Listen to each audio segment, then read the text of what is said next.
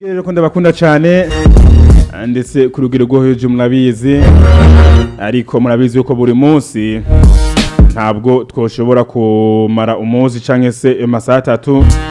tutize icigwa cy'umunsi canke se what's up today. Uko vyogenda kose tubwiza kuba dufise umwanya twahariye what's up today canke se icigwa cy'umunsi. Ati no munsi za kwiga kuki no munsi nje kwishura ku kibazo cy'umuntu yambajije, ariko navuga ati ahubwo ugenda kose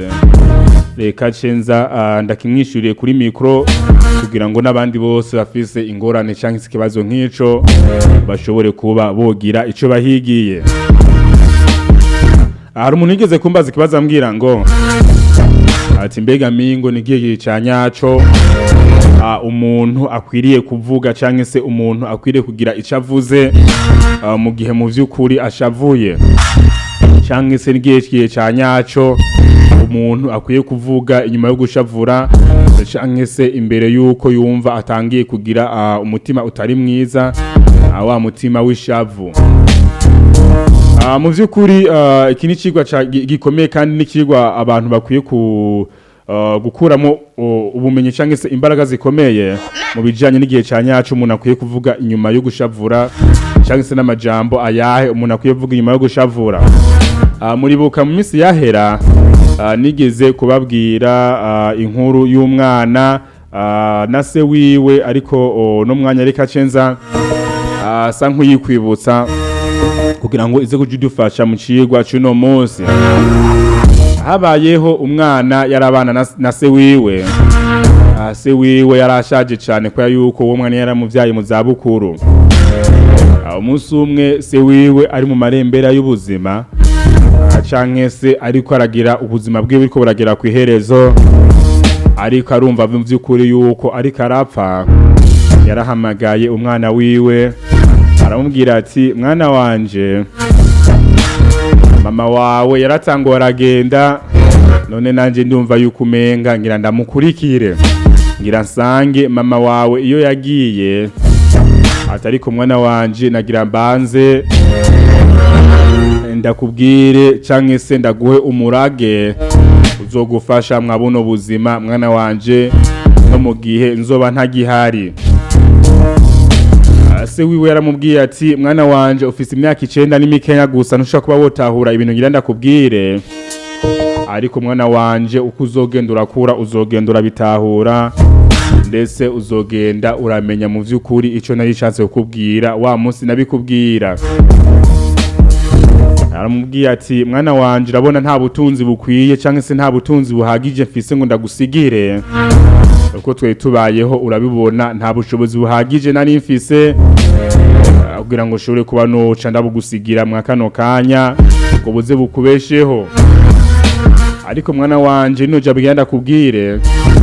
ni wazorikurikiza rizokugirira akamaro mu buzima bwawe, kandi no wazorikurikiza nanje nzishima aho nzoba mperereye, nzobona mu vy'ukuri yuko wagerageje gukurikiza inama nakugiriye.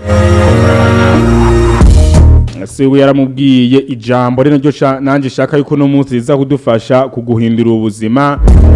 canke siza gufasha kwishurwa kino kibazo wambajije. Yaramubwiye ati mwana wanje igihe cyose uzoshwana canke uzobushavuriye umuntu, igihe cyose uzogiranira umuhari n'umuntu canke igihe cyose uzogirana imishwano n'umuntu, uzumubwira ati inyuma y'amasaha 28 niho nza kukwishura, niho nza kugira ico ndakwishuye. Umwana niyo ashoboye kubitahura kubw'imyaka yiwe, n'iryo jambo ryari rikomeye cyane bivaye n'imyaka y'uwo mwana, ariko buke buke uko umwana agenda akura, uko yagiranira ikibazo n'umuntu wese yaramubwira ati inyuma y'amasaha 28 niho nza kukwishura, inyuma y'amasaha 28 niho nza kugira ico ndakubwiye, nyuma y'amasaha 28 niho nza kugira ico nkoze. Uwo mwana ko yakura nuko yagenda kurikiza uwo muragese we yamuhaye, byagiye biramurinda kutagiranira imishwano n'abandi bantu, byagiye biramurinda kutagiranira imitongano n'abandi bantu. Buri munsi ko yashwana n'umuntu yamubwira rya jambo so yamubwira kandi mama saa 28 yaza guhera wa mwana ishavu ryaheze ndetse ubuzima bwe buri normale ishavu ryamuhezemwo avyagibera murinda ikintu gikomeye cyane cyo gufata umwanya munini awuhariye gushwana n'abantu yaca ufata uwo mwanya yari guharira gushwana n'abantu akawufata ariko akora ibimuteza imbere nandi cyo shaka gukura mu mwaka ino cigwa kizari ngufasha gutahura kino kibazo cyangwa se ino nyishiye kino kibazo nashaka kukwishura nuko buri munsi ugiraniye imishwano n'umuntu cyangwa igihe cyose uzokumva ushavuye nubwo nawe utobigenza nkuko cyangwa se nubwo utobikora nkuko uze ufate umwanya ubwawe wikontrole kandi ukontrole ishavu ryawe biravana hariho n'abantu kenshi usanga iyo bashavuye bitaborora cyane gukontrole ishavu ariko buke ni ikintu umuntu agenda ariga niba bikunaniye solution finale yo gukontrola ishavu ryawe ufata umwanya uve iruhande cyangwa se ruhande y'abantu bagushavuje uzocuva iruhande y'umuntu mwagiraniye umushwano cyangwa se uwo muntu ubona yuko bitazagenda neza gukomeza kumubira iruhande niko ishavu rikomeza kuduga cyangwa se no komeza kumugumira iruhande niko komeza kumva haro byinshi wovuga ariko uciuva iruhande y'uwo muntu mu by'ukuri bizogufasha gukontrola ishavu ryawe arabakubwira yuko ngo ushavuye kenshi cy'ubundi kamazi mu kanwa ukirinda kuyamira mugo nta kuntu uzogenda ayo mahigwe si benshi bakunda kuyagirirwa cyangwa se si benshi bakunda kugira kuri ubwo butsinzi baguca babundi kamazi mu kanwa ngo birinde kuvuga ariko ikintu gishobora gukunda cyangwa se ikintu gishobora kujya muri ivyo bintu nuko woca uvi iruhande y'uwo muntu kagenda uciye iruhande ukagenda bizokurinda kugira ivyo wumva we ariko aravuga bizokurinda no kugira wicu uvuga umubwira kandi kenshi iyo ushavuye ukaba ushaka kwirinda kuvuga amajambo menshi zuko kuvuga kenshi iyo ushavuye bituma unakora ibitari vyiza uzufata akanya wowe ubwawe abijya wari kuvuga uvyandike navyo ne baragusha kubibwira yuko ari yo nyishu nziza yo kwirinda kuvuga inyuma yo gushavura uzufata ibijya wari kuvuga uce wicara ahantu vyandike ajya majambo wari gutuka ujya muntu ucara ahantu yamutuke yandika bizogufasha kumara ishavu umutima wawe kandi bizogufasha no gutuza reka ndagwa karoro gatoya ntage biragushikira nk'iyo ujyamye ushavuye ukajya mushavuye gose ku rugero rwo hejuru bukiye mu gatondo usanga ryashavu ryaheze usanga vya bintu by'imvira ati mbege byo ko ndagireje mu jiro vyari biki ukimvira ati mbege ujya muntu agize byo bintu yari jewe gasanga rimwe na rimwe uriko wijya umuhari bivanye nuko vyakunaniye kontrolesha vu ryawe rero rimwe na rimwe iyo ugira n'imishwano n'umuntu cugerageza kumuva iruhande kugira ngo shye gukurinda kuvuga nabi no gukora nabi. Kenshi arabakunda gushavurana cyangwa se no gushwanya kuri telefone. Iyo ushwaniye n'umuntu kuri telefone kabona yuko mu by'ukuri ibintu bizagenda neza bijanye n'umubano wawe nawe, cufata akanya telefone uyizimye uyikure ku murongo. Babaye na ngombwa kuko umuntu ashwanya kuri telefone isige muhira ugende, uve mu Carama, uve mu Nyabugete, uve muhiri wanya huba mu Buterere,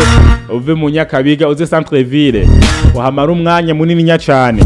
hafi y'umunsi wose telefone wayisize muhira. Bizokurinda kuco kongera kugirana contact n'ujya wundi muntu mwe ko munashwana kuri telefone. Harabaca bavuga ngo nitwashwara kuri telefone ngo zo mu broka ngo zo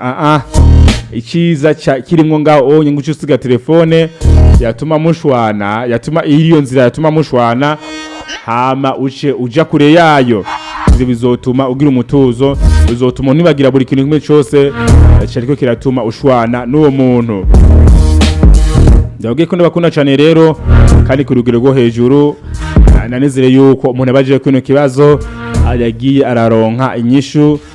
canke se yagiye arumva ico bishatse gusigura. Ivyo niko ndamubwira, iyo ushwanye n'umucansi ugira n'imishwano n'umuntu, ikintu cyambere ciza niba ari kubundika amazi bikagukundira uzubikore. Gusa ikintu cyambere cyiza no kumuva iruhande ko aja kure, ukirinda kuguma iruhande yo muntu muri ko murashwana. Niba ari telefone muri ko murashwanirako, siga telefone muhira ugende kure cyane yayo, bizokurinda kandi bizogufasha guturura no gutuza. Niba kino kiganiro uzokirabira kuri YouTube, making sure yuko akoze subscribe, making sure yuko mu vyukuri wamaze gukora partage no ku bagenzi bawe basangize kino cigwa cy'umunsi. Ndabakunda cyane ku rugero rwo hejuru, mukomeze mugira ibihe vyiza. Hasta la vista.